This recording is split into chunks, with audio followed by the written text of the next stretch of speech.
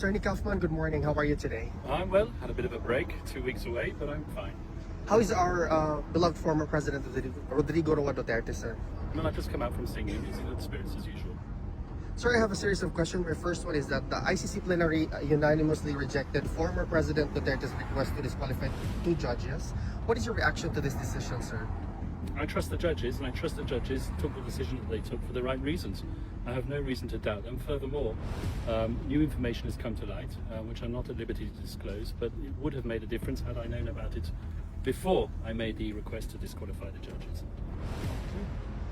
Sir, what does this outcome suggest about the ICC's impartiality and the integrity of its judicial process, especially in politically sensitive cases like this? I'm not going to impugn the impartiality or the partiality of the International Criminal Court. As far as I'm concerned, the judges are doing their job as they're expected to do, given their mandate under the Rome Statute. I have no reason whatsoever to doubt their integrity.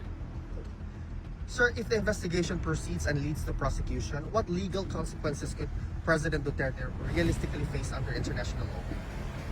Well, I'm hoping that this case won't proceed to prosecution because we have a confirmation hearing first of all, and we have a number of live issues which we're litigating at the present moment in time. So I suggest we cross that bridge when we come to it.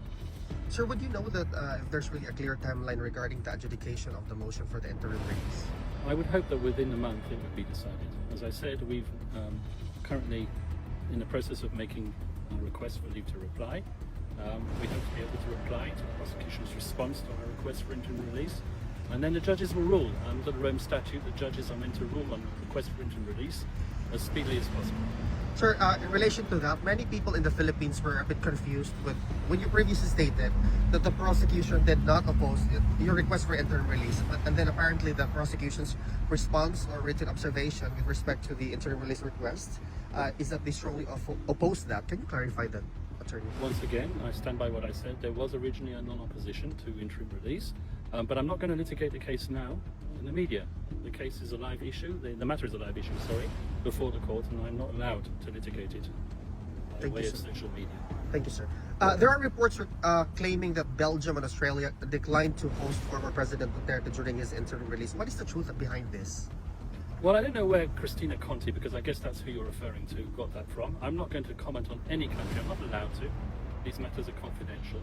But I assume that Cristina Conti, knowing the way that she thinks, has looked at the interim release agreements at the court, has decided that Belgium, because Belgium has signed an interim release treaty, is the destination or the proposed destination for President Duterte. I'm not going to comment on that.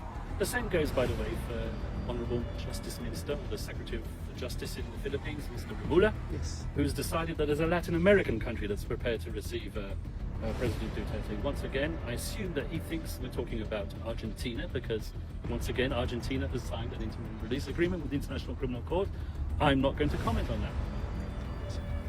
The Department of Justice in the Philippines reportedly sponsoring witnesses in the ICC case against the President Duterte because, as you mentioned, sir, all evidence related to the former chief executive's war on crime has already been destroyed. He mentioned that. What's your comment on that? Sponsoring witnesses to cooperate or encouraging witnesses to cooperate? I don't know.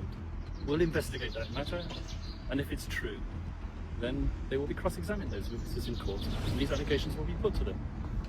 Sir, pertaining to the interim release, the annex terms and conditions, specifically paragraph 32, mentions that President Duterte will refrain from public engagement, holding office, and communicating with individuals outside his family. How does this affect the mandate given to him by the people of Davao as their newly elected mayor? I look at the events in Davao and the elections as something else entirely. I view it as a vote of support for President Duterte, the former president, and I view it as a rejection of what was done to him by the current incumbent government. I don't view that as a mandate to rule Davao. Yes, of course, if he was released, then he would rule Davao, but he's not. He's sitting here in a prison. Physically, he's not able to govern at the present moment in time. It would be irresponsible for him, and he has told me that. Okay. Are there already arrangements for his oath taking? I'm not going to comment on that matter. Okay. Who is exactly considered outside his family in the context of the interim release, sir? Well, interim release, once again, is a matter which has to be decided. And also the scope of people who are in his family will also be decided. Sir, Could appeals or objections from civil society groups or international organizations influence the court's decision on the urgent interim release motion?